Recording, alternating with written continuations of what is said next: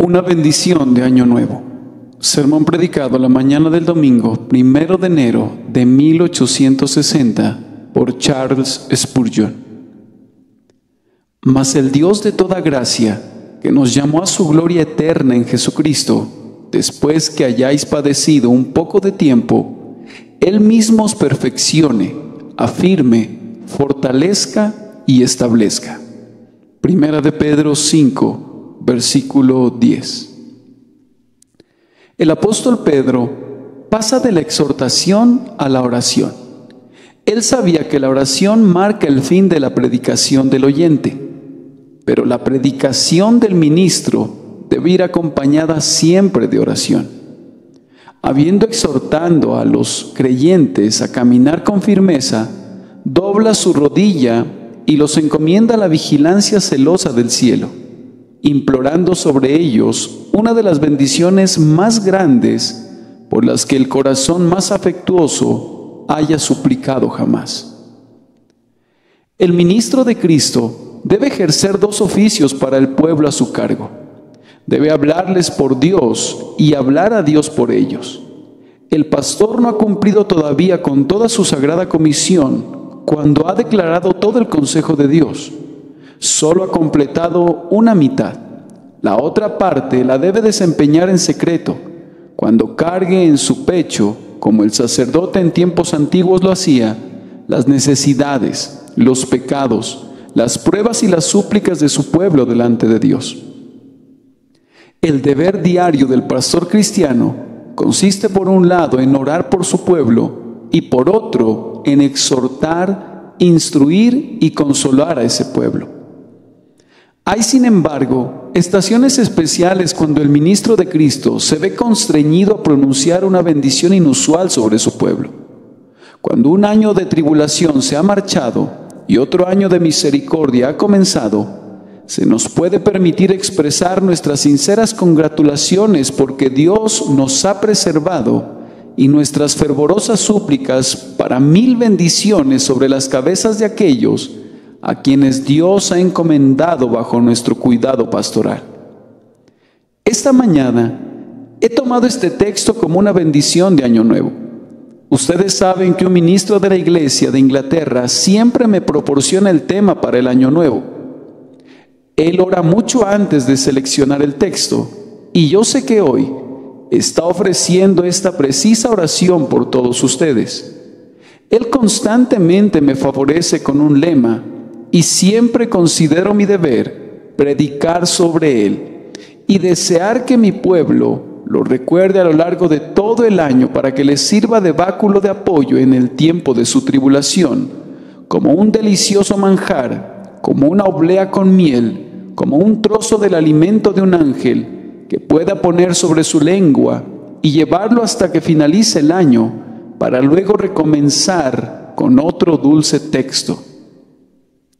¿Qué mayor bendición podría haber elegido mi anciano amigo, de pie hoy en su púlpito, levantando manos santas para predicar al pueblo en una tranquila iglesia aldeana? ¿Qué mayor bendición podría implorar él para los miles de Israel que esta bendición que en su nombre pronuncio sobre ustedes en este día? Mas el Dios de toda gracia, que nos llamó a su gloria eterna en Jesucristo, después que hayáis padecido un poco de tiempo, Él mismo os perfeccione, afirme, fortalezca y establezca. Al predicar sobre este texto, tendré que comentar, primero, lo que el apóstol pide al cielo, y luego, en segundo lugar, ¿por qué espera recibirlo? La razón de su esperanza de recibir lo que pide está contenida en el título que utiliza para dirigirse al Señor su Dios. Mas el Dios de toda gracia, que nos llamó a su gloria eterna en Jesucristo. Entonces, en primer lugar, lo que el apóstol pide para todos aquellos a quienes escribió esta epístola, él pide para ellos 4 joyas resplandecientes colocadas sobre un negro paño que realce. Las 4 joyas son estas: perfección, afirmación, fortalecimiento, establecimiento. El negro paño de realce sobre el que están colocadas es este: Después que hayáis padecido un poco de tiempo, las lisonjas del mundo valen poco, pues como observa Chesterfield, no cuestan nada excepto tinta y papel. Debo confesar que creo que incluso ese pequeño gasto es a menudo desperdiciado. Las lisonjas mundanas generalmente omiten toda idea de aflicción. Una feliz Navidad, un próspero Año Nuevo. No hay ninguna suposición de algo que se parezca al padecimiento. Pero las bendiciones cristianas apuntan a la verdad de los asuntos. Sabemos que los hombres deben padecer. Creemos que los hombres nacen para ser agobiados por el dolor de la misma manera que la chispa vuela hacia arriba, y por eso en nuestra bendición incluimos el padecimiento. Es más, vamos más allá. Creemos que nuestra tristeza nos ayudará a alcanzar la bendición que invocamos sobre nuestras cabezas. Nosotros en el vocabulario de Pedro decimos: después que hayáis padecido un poco de tiempo, Él mismo os perfeccione, afirme, fortalezca y establezca.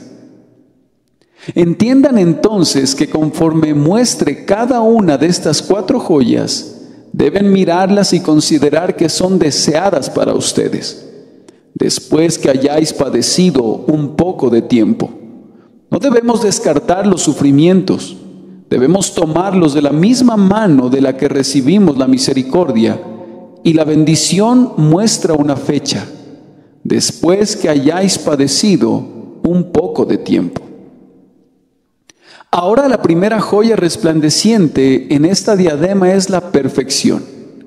El apóstol ora para que Dios nos perfeccione.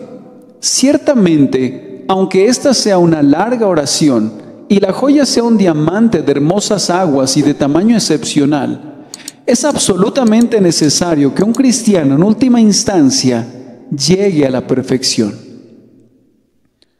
¿Acaso nunca han tenido un sueño en sus camas, cuando sus pensamientos vagabundean libremente y la boca de su imaginación corre sin freno y su alma abre todas sus alas y flota por todo el infinito, agrupando cosas extrañas y maravillosas de tal manera que el sueño se desenvolvía en algo como un esplendor sobrenatural? Pero súbitamente fueron despertados y ustedes lamentaron durante horas que el sueño no hubiera llegado a una conclusión. ¿Y qué es un cristiano si no llega a la perfección, sino un sueño inconcluso? Un sueño majestuoso de todas maneras, es cierto, lleno de las cosas que la tierra no hubiera conocido antes, si no fuera porque son reveladas por el Espíritu a carne y sangre. Pero supongan que la voz del pecado nos espantara antes de que el sueño concluyera, y como cuando uno se despierta, despreciáramos la imagen que comenzó a formarse en nuestras mentes. ¿Qué sería de nosotros entonces? Remordimientos eternos, una multiplicación del tormento eterno sería el resultado de haber comenzado a ser cristianos si no alcanzáramos la perfección. Si pudiese existir tal cosa como un hombre en quien se comenzó la obra de la santificación, pero en quien Dios, el Espíritu, cesara de obrar, si pudiera haber un ser tan infeliz como para ser llamado por la gracia, para ser abandonado antes de ser perfeccionado, no habría entre los condenados en el infierno un desventurado más infeliz. No sería una bendición que Dios comenzara a bendecir si no llevara a la perfección. Sería la más grande maldición que el odio omnipotente mismo podría pronunciar.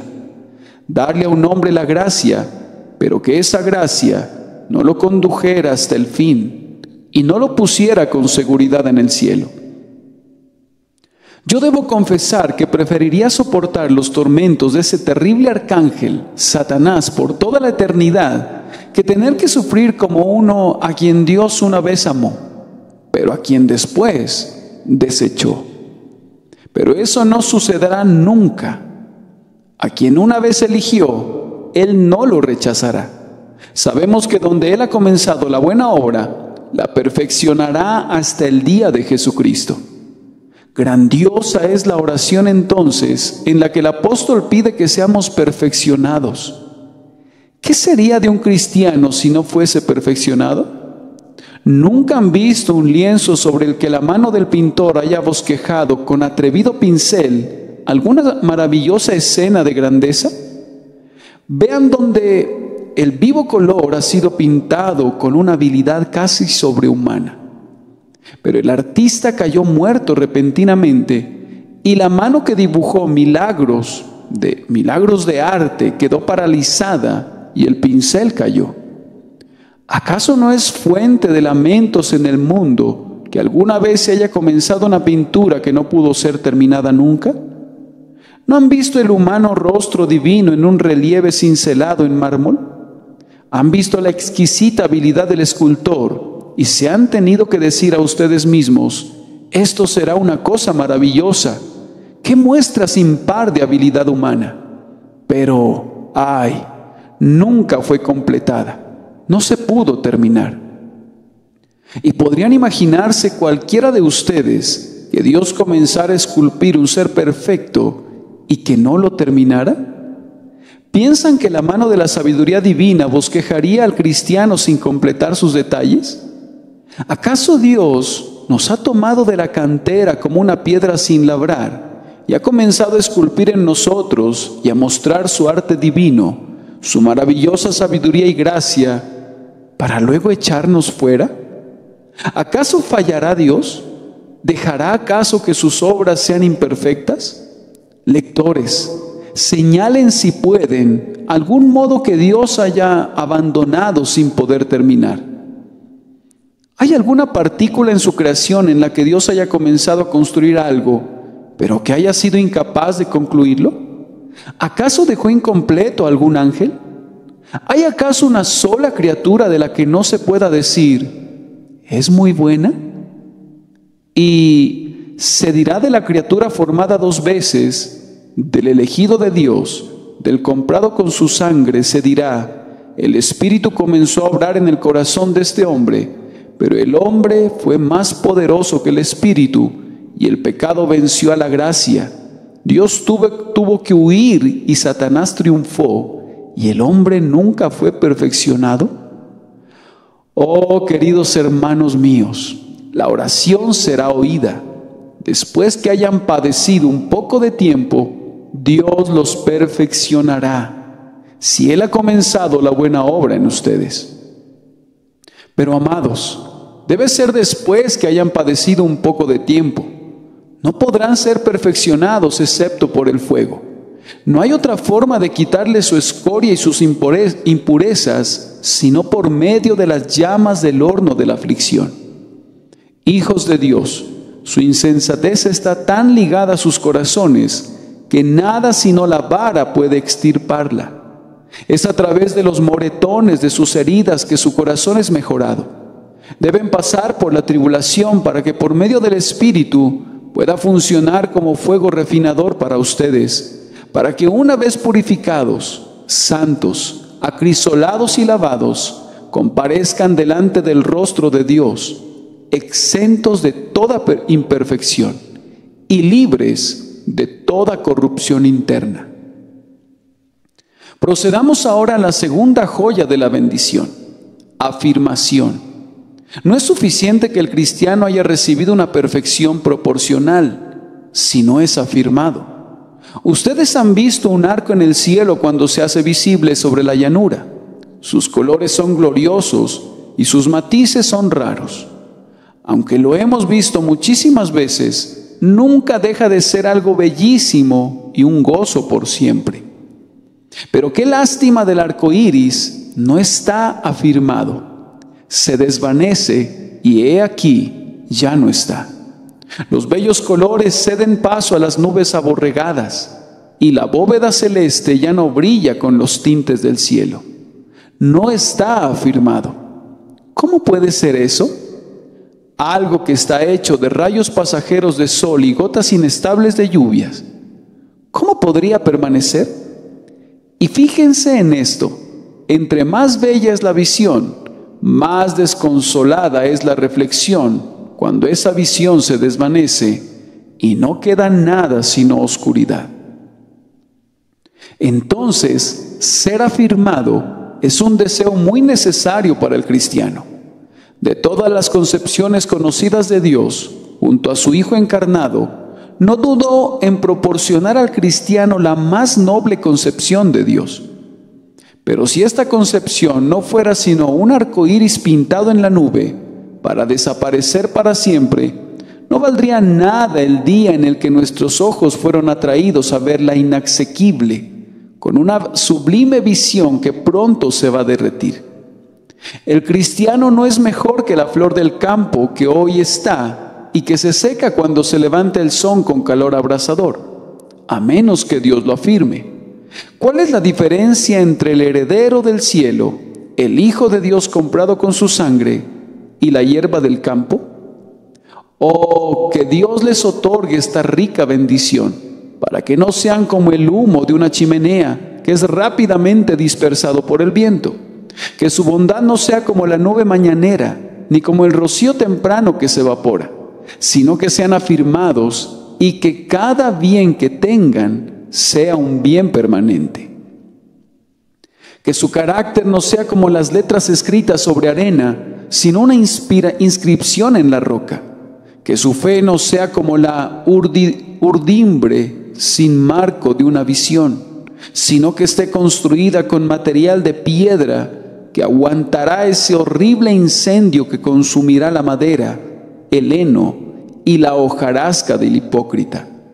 Que estemos cimentados y arraigados en el amor, que sus convicciones sean profundas, que su amor sea real, que sus deseos sean sinceros, que su vida entera esté establecida, fijada y afirmada, para que todas las ráfagas del infierno y todas las tormentas de la tierra sean incapaces de conmoverlos. Ustedes saben que consideramos que algunos cristianos están muy afirmados desde hace tiempo. Me temo en verdad que hay muchos que son viejos, pero que no han sido afirmados. Una cosa es tener el cabello blanco por los años, pero otra cosa muy diferente es que obtengamos sabiduría. Hay algunos que no se vuelven más sabios a pesar de toda su experiencia. Aunque sus dedos estén bien cubiertos por la experiencia, no han aprendido en esa escuela. Sé que hay muchos viejos cristianos que pueden decir de sí mismos, y decirlo también con mucha tristeza, que quisieran volver a tener sus oportunidades para poder aprender más y poder estar más afirmados. Les hemos oído cantar: descubro que soy un aprendiz todavía, inhábil, débil y presto para errar. Sin embargo, yo oro porque la bendición del apóstol sea derramada en nosotros, independientemente de que seamos jóvenes o viejos, pero especialmente en aquellos que han conocido por largo tiempo a su Señor y Salvador. Ustedes no deben estar sujetos ahora a esas dudas que vejan a los bebés en la gracia. No se les debe estar enseñando siempre los primeros rudimentos. Deben proseguir a algo más elevado. Se están acercando al cielo. Oh, ¿a qué se debe que no han llegado todavía a la tierra de Beula, a esa tierra que fluye leche y miel? Ciertamente sus titubeos no combinan con los cabellos grises. Da la impresión que fueron blanqueados con la luz del sol del cielo. ¿Cómo es posible que sus ojos no despidan algo de esa luz? Nosotros que somos jóvenes buscamos un ejemplo en ustedes que son cristianos bien afirmados. Y si los vemos dudar y los oímos hablando con un labio tembloroso, entonces nos abatimos en grado sumo. Oramos por nosotros y por ustedes para que esta bendición se cumpla en ustedes, para que puedan ser afirmados, para que no se ejerciten más en la duda, para que conozcan su interés en Cristo, para que se sientan seguros en Él, para que descansando en la roca de las edades puedan saber que no perecerán mientras estén fijados allí.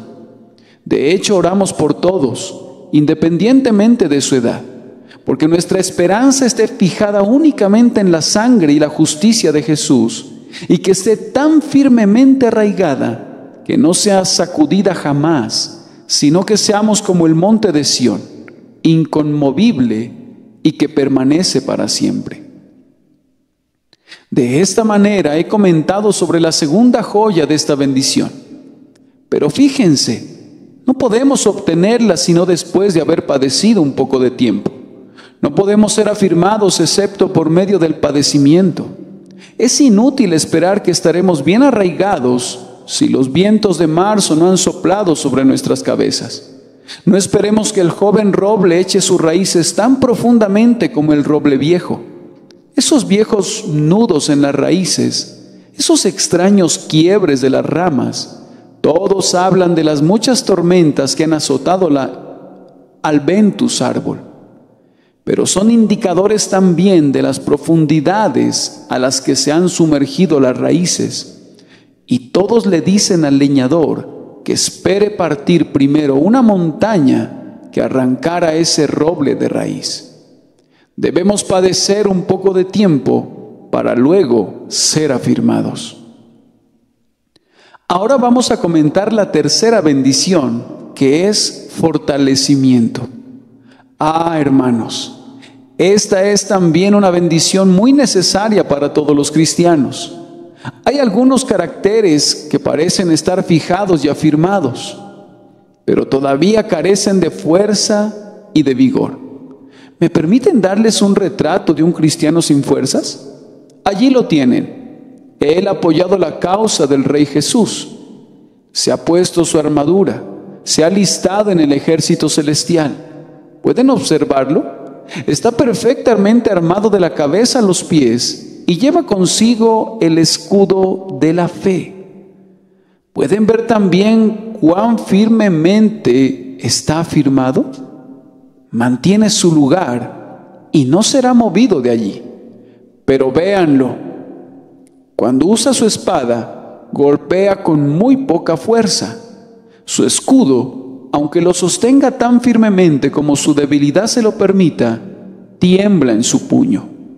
Allí está y no se moverá.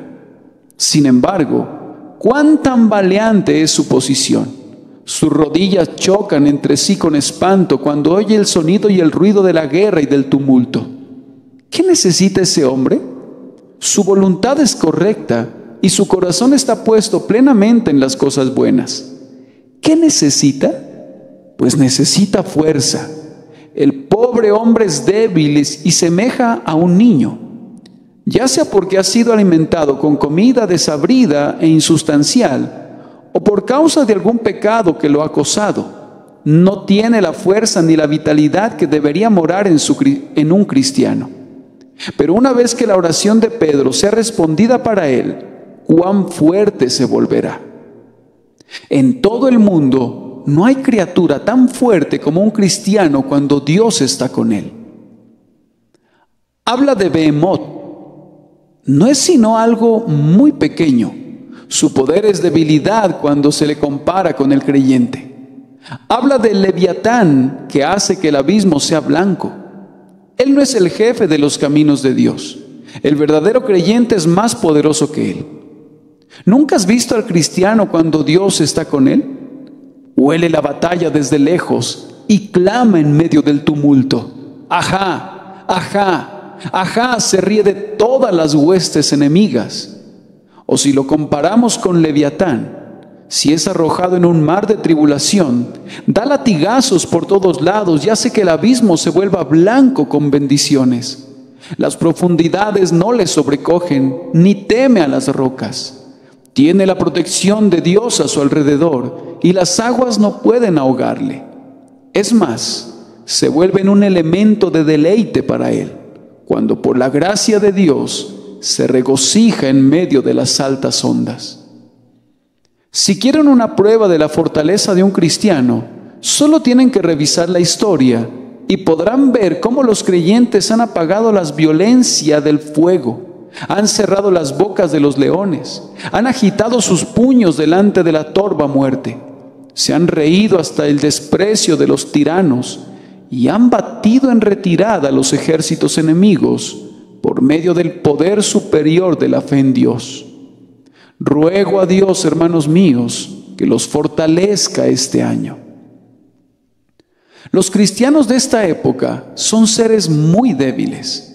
Es algo muy notable que la gran mayoría de los hijos nace ahora débil. Ustedes me piden las evidencias de esto. Puedo suministrarlas de inmediato. Ustedes saben que en la liturgia de la Iglesia de Inglaterra se instruye y se ordena que todos los hijos sean sumergidos en el bautismo, excepto quienes tengan una débil condición certificada. Ahora sería un poco caritativo imaginar que las personas sean culpables de falsedad cuando cumplen lo que consideran una ordenanza sagrada. Y por tanto, como casi todos los hijos son ahora rociados y no sumergidos, yo supongo que todos nacen débiles. No voy a decir si eso explica el hecho que todos los cristianos sean tan débiles, pero es muy cierto que no tenemos muchos gigantes cristianos en nuestros días. Por aquí y por allá oímos de alguien al que solo le hace falta obrar milagros en estos tiempos modernos y nos quedamos atónitos. Oh, que ustedes tuvieran fe como estos hombres. No creo que haya más piedad ahora de la que solía haber en los días de los puritanos. Creo que hay muchos más hombres piadosos, pero mientras la cantidad se ha multiplicado, me temo que la calidad ha sido despreciada. En aquellos días el arroyo de la gracia era en verdad muy profundo. Algunos de aquellos viejos puritanos, cuando leemos sobre su devoción y sobre las horas que pasaron en oración, parecían tener tanta gracia como cualquier centena de nosotros. El arroyo era muy profundo, pero ahora las márgenes han perdido su forma y grandes praderas han sido inundadas por el agua. Hasta allí vamos bien. Pero aunque la superficie se ha expandido, me temo que la profundidad ha disminuido espantosamente. Y esta puede ser la explicación, que debido a que nuestra piedad se ha vuelto más superficial, nuestra fortaleza se ha debilitado. Oh, que Dios los fortalezca en este año. Pero recuerden, si Él lo hace, entonces tendrán que padecer. Después que hayáis padecido un poco de tiempo, que Él los fortalezca. A veces hacen una operación a los caballos que uno consideraría cruel. Los cauterizan para fortalecer sus tendones. Ahora, cada cristiano antes de que sea fortalecido debe ser cauterizado. Sus nervios y sus tendones deben ser fortificados con el hierro candente de la aflicción. Nunca serás fuerte en gracia a menos que primero padezcas un poco de tiempo. Y ahora me referiré a la última de las 4 bendiciones, establecimiento. No diré que esta última bendición es mayor que las otras 3, pero es un escalón para cada una de ellas. Y es extraño decirlo, es a menudo el resultado de la obtención gradual de las 3 precedentes. Establécete. Oh, ¿cuántos andan por ahí que no se han establecido jamás? El árbol que es trasplantado cada semana se morirá pronto. Es más, si fuera cambiado, no importa cuán hábilmente, una vez al año, ningún jardinero esperaría fruto de él. ¿Cuántos cristianos hay que están siendo trasplantados constantemente, incluso en cuanto a sus sentimientos doctrinales? Hay algunos que creen según el último predicador y hay otros que no saben en qué creen, pero creen casi todo lo que se les dice. El espíritu de la caridad cristiana, tan cultivado en estos días y que todos amamos tanto, ha ayudado, me temo, a traer al mundo una especie de latitudinarianismo. O en otras palabras, los hombres han llegado a creer que no importa en qué crean, que aunque un ministro diga es así y el otro diga no es así, sin embargo los dos estamos en lo correcto, que aunque nos contradigamos absolutamente el uno al otro, a pesar de ellos, ambos tenemos la razón. Yo no sé dónde les ha fabricado el juicio a los hombres, pero a mi parecer siempre se considera imposible creer en una contradicción. No puedo entender nunca cómo sentimientos tan encontrados puedan ser conformados a la palabra de Dios, que es la norma de la verdad. Pero hay algunos que son como una veleta sobre el campanario de una iglesia, pues se voltean donde sopla el viento. Como dijo el buen señor Whitefield, sería más fácil medir la luna para vestirla que identificar sus sentimientos doctrinales, pues siempre están variando y siempre están cambiando. Ahora, yo ruego que sean librados de esto, si es esa su debilidad, y que puedan ser establecidos, que la intolerancia sea arrojada lejos de nosotros. Sin embargo, yo quisiera que el cristiano supiera lo que considera que es verdad y luego lo sostenga. Tomen su tiempo para sopesar la controversia, pero una vez que hayan decidido, que no sean convencidos con facilidad. Sea Dios veraz, aunque todo hombre sea mentiroso, y sostengan que lo que sea acorde con la palabra de Dios un día, no puede ser contrario a ella otro día. Que lo que fue cierto en la época de Lutero y en la época de Calvino debe ser cierto ahora. Que las falsedades pueden variar, pues tienen una forma proteica, pero la verdad es una e indivisible y por siempre la misma. Que otros piensen lo que quieran, concedan la mayor laxitud a los demás, pero ustedes no se permitan ninguna. Permanezcan firmes e inconmovibles según se les ha enseñado y siempre busquen el espíritu del apóstol Pablo. Si alguno os predica diferente evangelio del que habéis recibido, sea anatema. Sin embargo, como quiero que estén firmes en su doctrina, mi oración es que estén especialmente establecidos en su fe. Ustedes creen en Jesucristo, el Hijo de Dios, y descansan en Él, pero algunas veces vacilan. Entonces pierden su gozo y consuelo. Yo ruego porque su fe esté tan establecida que nunca duden en cuanto a ustedes si Cristo es suyo o no, sino que digan confiadamente: yo sé a quién he creído y estoy seguro que es poderoso para guardar mi depósito. Oro para que estén establecidos en sus metas y propósitos. Hay muchas personas cristianas que tienen una idea muy buena en sus cabezas, pero nunca la implementan, porque le preguntan al amigo cuál es su opinión. No es gran cosa, responde. Por supuesto que no. ¿Quién ha tenido en alta opinión las ideas de otros? Y de inmediato la persona que la concibió renuncia a ella y la obra nunca se completa. ¿Cuántos hombres en sus ministerios han comenzado a predicar el evangelio y han permitido que algún miembro de la iglesia, posiblemente algún diácono, le jale de la oreja llevándole un poco por esa dirección? Más tarde, algún otro hermano ha considerado conveniente jalarlo en otra dirección contraria. El hombre ha perdido su brío, nunca se ha establecido en cuanto a lo que debe hacer. Y ahora se convierte en un simple lacayo, esperando la opinión de cada quien, deseoso de adoptar lo que otros conciban que es lo correcto.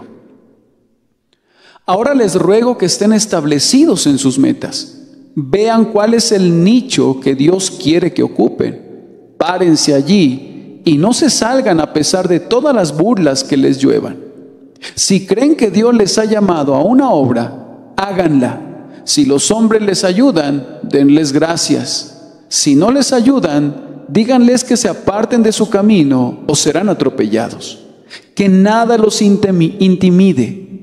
Quien quiera servir a su Dios debe estar preparado algunas veces a servirle solo. No siempre pelearemos en medio de las filas. Hay momentos en los que el David del Señor debe pelear con Goliat a solas y debe tomar consigo 3 piedras del riachuelo en medio de la risa de sus hermanos, y sin embargo con sus armas él está confiado en la victoria por la fe en Dios. No permitan que los saquen de la obra en la que Dios los ha puesto. No se cansen de obrar el bien, pues a su debido tiempo cosecharán si no desmayan. Estén establecidos. Oh, que Dios derrame esta rica bendición en ustedes. Pero no estarán establecidos a menos que padezcan. Padeciendo quedarán establecidos en su fe y establecidos en sus metas. Los hombres son animales invertebrados en estos días. No contamos con los hombres resistentes que saben que tienen la razón y lo sostienen. Aun cuando un hombre esté equivocado, uno verdaderamente admira su rectitud cuando se levanta creyendo que tiene la razón y se atreve a enfrentar las amenazas del mundo.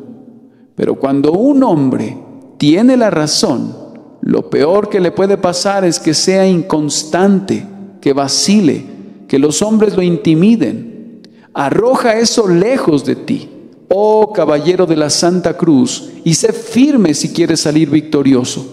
El corazón desfalleciente no ha tomado por asalto ninguna ciudad todavía, y tú nunca vencerás ni serás coronado de honor si tu corazón no se endurece frente a cada asalto y si no estás establecido en tu intención de honrar a tu Señor y de ganar la corona. De esta manera he comentado la bendición. Ahora les pido su atención por unos momentos más para observar las razones por las que el apóstol esperaba que esta oración fuera escuchada. Él pedía que fueran perfeccionados, afirmados, fortalecidos y establecidos. Incredulidad le susurró a Pedro al oído: Pedro, pides demasiado, siempre fuiste testarudo. Tú dijiste: manda que yo vaya a ti sobre las aguas. Ciertamente, este es otro ejemplo de tu presunción. Si tú hubieras dicho: Señor, santifícame, ¿no hubiera sido una oración suficiente? ¿No has pedido demasiado? No, dice Pedro, y le responde a incredulidad: estoy seguro que recibiré lo que he pedido, pues en primer lugar se lo estoy pidiendo al Dios de toda gracia, el Dios de toda gracia. No solamente el Dios de las pequeñas gracias recibidas, sino el Dios de la grandiosa gracia ilimitada que está almacenada para nosotros en la promesa, pero que todavía no hemos recibido en nuestra experiencia.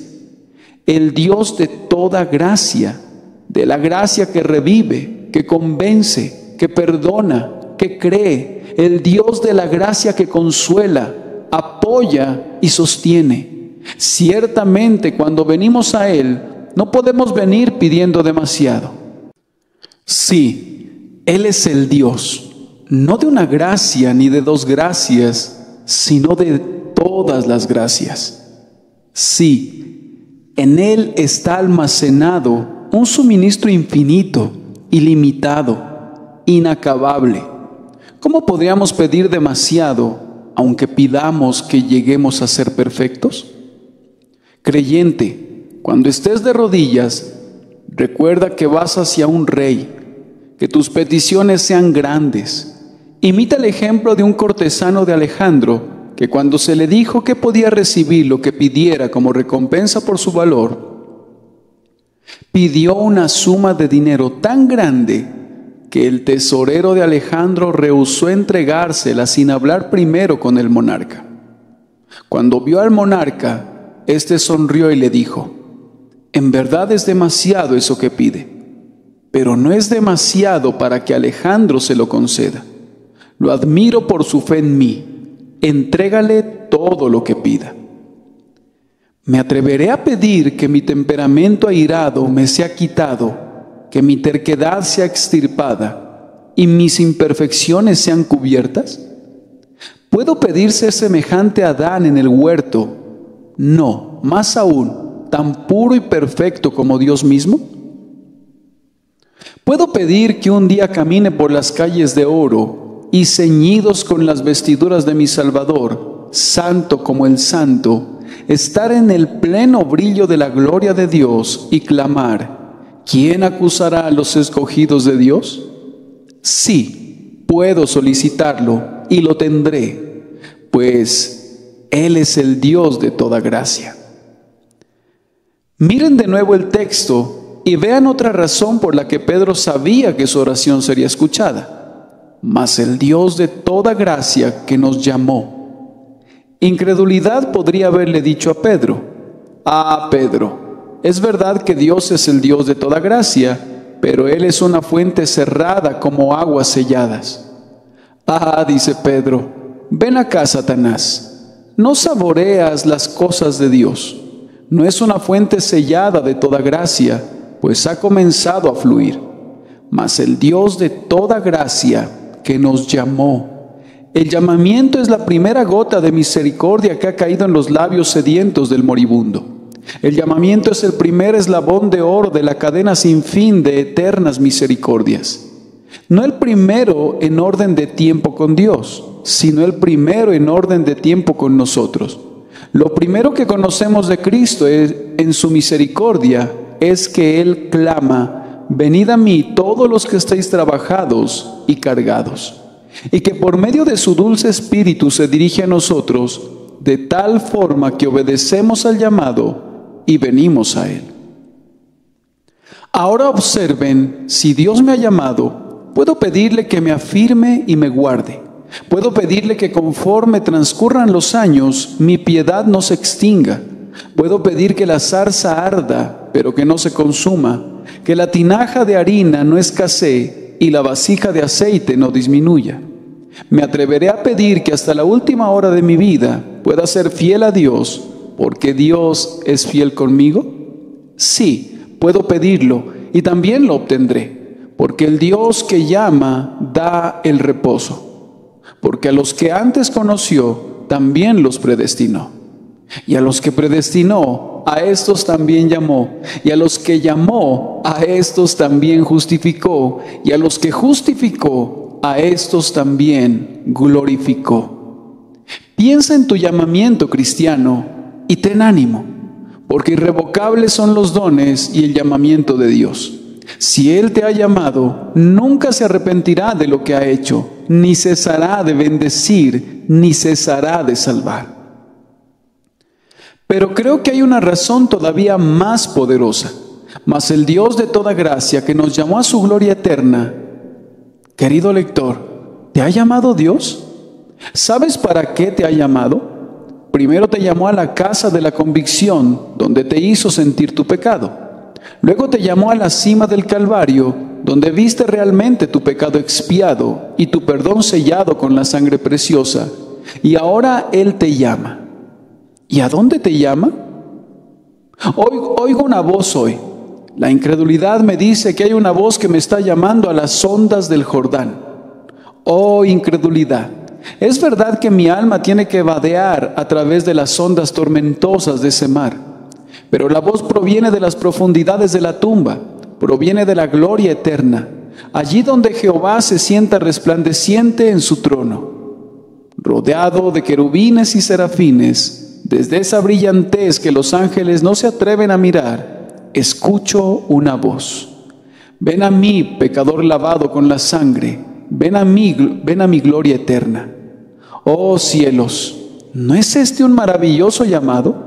Ser llamado a la gloria, llamado a las calles brillantes y las puertas de perla, ser llamado a oír las arpas y los himnos de felicidad eterna, y mejor todavía, ser llamado al pecho de Jesús, llamado a ver el rostro de su Padre, llamado no a la gloria eterna, sino a su gloria eterna, llamado a esa misma gloria y honor con los que Dios se rodea para siempre. Y ahora, amados, ¿es demasiado grande cualquier oración después de esto? Dios me ha llamado al cielo, ¿y hay algo en la tierra que Él me niegue? Si Él me ha llamado para morar en el cielo, ¿acaso no es necesaria la perfección para mí? Por lo mismo, ¿no puedo pedirla? Si Él me ha llamado a la gloria, ¿no es necesario que yo sea fortalecido para combatir en mi camino hacia allá? ¿Acaso no puedo pedir ser fortalecido?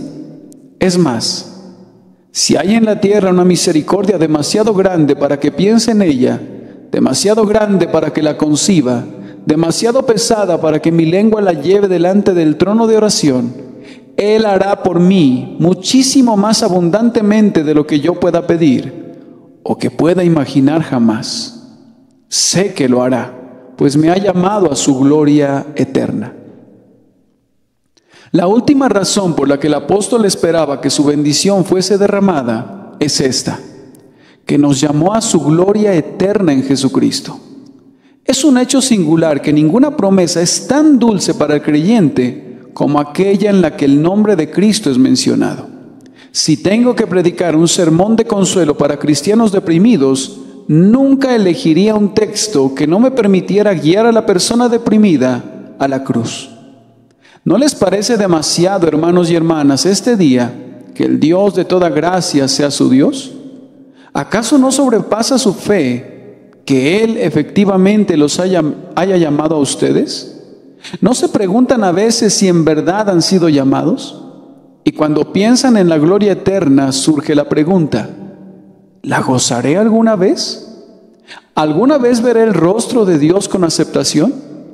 Oh, amados, cuando oyen de Cristo, cuando saben de su gracia, que su gracia viene por medio de Cristo, y el llamado a través de Cristo, y la gloria por medio de Cristo, entonces dicen: Señor, ¿puedo creerlo ahora? Sí, es por medio de Cristo. No es difícil creer que la sangre de Cristo fuera suficiente para comprar toda bendición para mí. Si yo voy al tesoro de Dios sin Cristo, temo pedir cualquier cosa, pero cuando Cristo está conmigo, entonces puedo pedirlo todo. Con certeza creo que Él lo merece, aunque yo no lo merezca. Si puedo argumentar sus méritos, entonces no tengo temor de suplicar. ¿Acaso la perfección es una bendición demasiado grande para que Dios la dé a Cristo? Oh, no. Guardar la estabilidad y la preservación de los comprados con la sangre, ¿es acaso una recompensa demasiado grande para las terribles agonías y los sufrimientos del Salvador? No lo creo. Entonces podemos suplicar con confianza, porque todo nos viene por medio de Cristo. Para concluir, quisiera hacer este comentario. Deseo, hermanos y hermanas míos, que durante este año puedan vivir más cerca de Cristo de lo que hayan vivido antes. Estén convencidos de ello. Cuando pensamos mucho en Cristo es cuando pensamos menos en nosotros mismos, en nuestras aflicciones y en las dudas y temores que nos asedian. Comiencen a hacerlo en este día y que Dios les ayude. No permitan que pase ningún día por sobre sus cabezas sin una visita al huerto de Getsemaní y la cruz del Calvario. Y en cuanto a algunos de ustedes que no son salvos y no conocen al Redentor, quisiera Dios que en este mismo día vengan a Cristo. Me atrevo a decir que ustedes creen que venir a Cristo es algo terrible, que necesitan estar preparados antes de que puedan venir, que Él será tan duro y riguroso con ustedes. Cuando los hombres tienen que ir donde el abogado, pueden temblar. Cuando tienen que visitar al doctor, pueden sentir temor. Aunque ambos tipos de profesionales no sean bienvenidos, a menudo son necesarios. Pero cuando vengan a Cristo, pueden venir con audacia. No tienen que pagar honorarios. No se necesita preparación. Pueden venir tal como son. Martín Lutero hizo un comentario lleno de valor cuando dijo: yo correría a los brazos de Cristo, aun si tuviese una espada desenvainada en su mano. Ahora, Él no tiene una espada desenvainada, sino que tiene sus heridas en las manos. Corre a sus brazos, pobre pecador. Oh, tú preguntas: ¿puedo venir? ¿Cómo puedes hacer esa pregunta? Se te ordena venir. El gran mandamiento del Evangelio es: cree en el Señor Jesucristo. Los que desobedecen este mandamiento, desobedecen a Dios. Es tan mandamiento de Dios que el hombre cree en Cristo, como lo es que debemos amar a nuestro prójimo. Ahora, como es un mandamiento, yo tengo ciertamente el derecho de obedecerlo. Ustedes pueden ver que no hay ninguna duda. Un pecador tiene la libertad de creer en Cristo porque se le dice que lo haga. Dios no le habría dicho que hiciera algo que no deba hacer. Se te permite que creas. Oh, dirá alguien, eso es todo lo que necesito saber. Yo creo que Cristo puede salvar perpetuamente. Puedo hacer descansar mi alma en Él y decir, ya sea que me hunda o nade: muy bendito Jesús, ¿tú eres mi Señor? Dices, ¿puedo hacerlo? Hombre, se te ordena que lo hagas. Oh, que puedas hacerlo. Recuerda que en esto no estás arriesgando nada. El riesgo está en no hacerlo. Arrójate en Cristo, pecador. Desecha cualquier otra dependencia y descansa únicamente en Él. No, dirá alguien, yo no estoy preparado. ¿Preparado, amigo? Entonces no me has entendido. No se necesita ninguna preparación. Se trata de venir simplemente como eres. Oh, no siento mi necesidad lo suficiente. Yo sé que no, pero ¿qué tiene que ver con esto? Se te ordena que te arrojes en Cristo. No importa qué tan negro o qué tan malo seas, confía en Él. El que cree en Cristo será salvo, aunque sus pecados sean demasiados. El que no cree será condenado, aunque sus pecados no sean tantos. El gran mandamiento del Evangelio es: cree. Oh, dirá alguien, ¿debo decir que Cristo murió por mí? Yo no dije eso. Tú lo sabrás pronto. Esa pregunta no tiene nada que ver contigo ahora. Tu asunto es creer en Cristo y confiar en Él. Arrojarte en sus brazos. Y que Dios, el Espíritu, te fuerce suavemente ahora para que lo hagas. Ahora, pecador, aparta tus manos de tu propia justicia. Abandona toda idea de volverte mejor por medio de tu propia fortaleza. Abandónate a la promesa. Di, aunque no tengo ningún argumento, excepto que tu sangre fue derramada por mí y que me ordenas venir a ti. Oh Cordero de Dios, yo vengo a ti. No puedes confiar en Cristo para descubrir después que te ha engañado. Ahora, ¿me he expresado con claridad? Si hubiera aquí un grupo de personas endeudadas y si yo dijera, si ustedes me confían sus deudas serán pagadas y ningún acreedor los molestará en adelante, ¿me entenderían directamente? ¿Cómo es que no pueden entender que confiar en Cristo eliminará todas sus deudas, quitará todos sus pecados y serán salvos eternamente? Oh Espíritu del Dios vivo, abre el entendimiento para recibirle y el corazón para obedecerle, y que muchas almas se arrojen sobre Cristo. Sobre todos ellos, así como en todos los creyentes, yo pronuncio la bendición con la cual los despediré. Mas el Dios de toda gracia, que nos llamó a su gloria eterna en Jesucristo, después que hayáis padecido un poco de tiempo, Él mismo os perfeccione, afirme, fortalezca y establezca.